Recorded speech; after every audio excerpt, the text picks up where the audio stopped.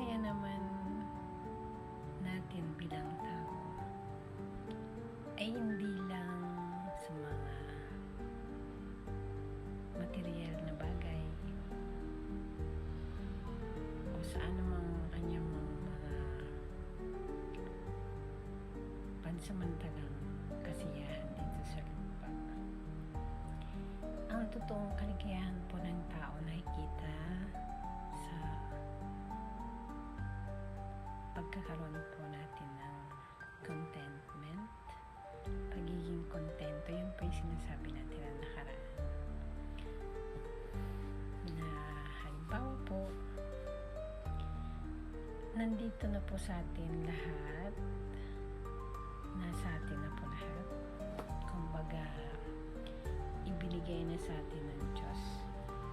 Nasa atin na lang po kung paano natin ito pagyayamanin, kung paano po natin ito gagamitin sa kahalagahan na rin bilang blessing ng Diyos sa atin.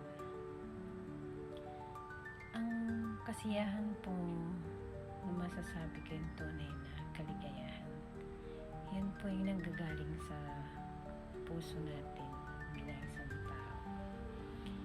Yung marunong tayong magmahal na tapat, marunong tayong magpatawad sa mga taong nagkakasala sa atin, marunong tayong magbigay kung ano man yung kaya natin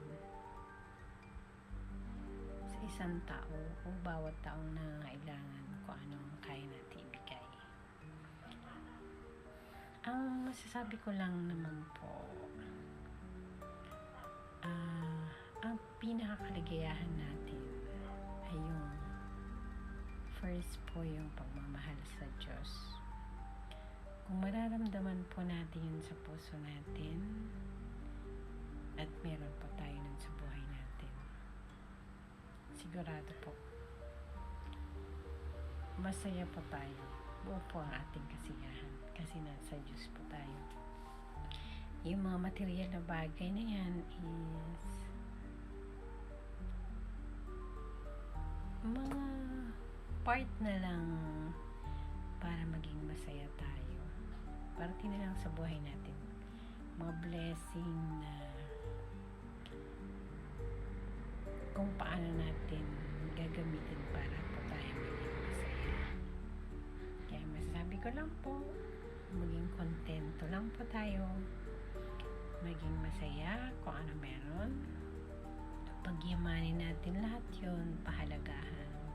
At the same time, i-share po din natin sa ating kapwa para magpasaya din po tayo.